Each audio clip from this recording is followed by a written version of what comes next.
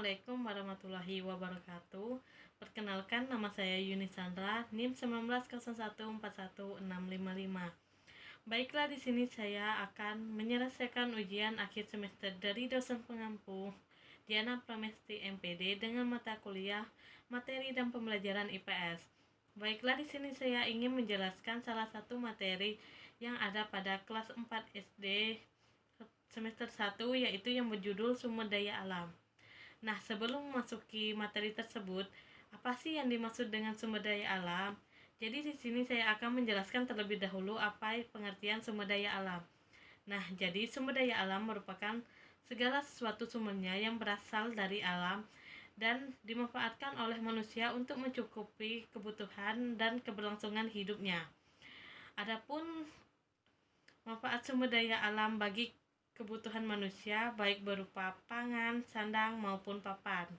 Nah, berdasarkan ketersediaannya, sumber daya alam dibedakan menjadi dua golongan, yaitu sumber daya alam yang tidak dapat diperbaharui dan sumber daya alam yang dapat diperbaharui.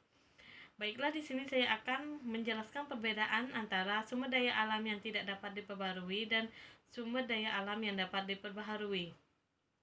Yang pertama, sumber daya alam yang tidak dapat diperbaharui.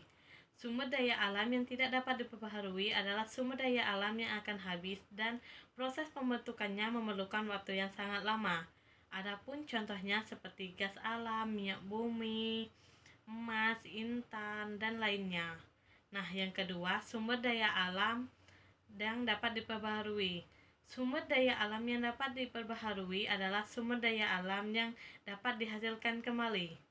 Nah, dari sumber daya alam yang dapat diperbaharui itu juga dibedakan menjadi dua berdasarkan asalnya, yaitu sumber daya alam hayati dan sumber daya alam non-hayati.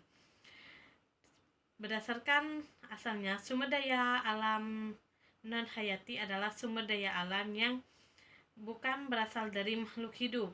Contohnya seperti angin, udara, tanah, dan lainnya.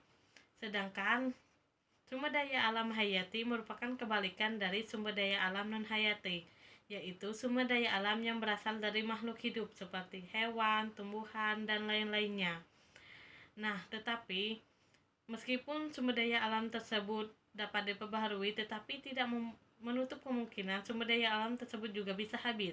Nah, salah satunya misalnya apabila terjadi penebangan liar. Nah, hal ini jika dibiarkan secara terus-menerus, maka tumbuhan yang ada di bumi ini maka perlahan-lahan akan habis. Nah, jadi menurut saya pemanfaatan sumber daya alam di sini juga bergantung pada manusia, sebagaimana manusia memanfaatkan sumber daya alam tersebut dengan baik. Baiklah, itu saja materi yang dapat saya sampaikan. Semoga bermanfaat untuk semuanya. Saya akhiri. Wassalamualaikum warahmatullahi wabarakatuh.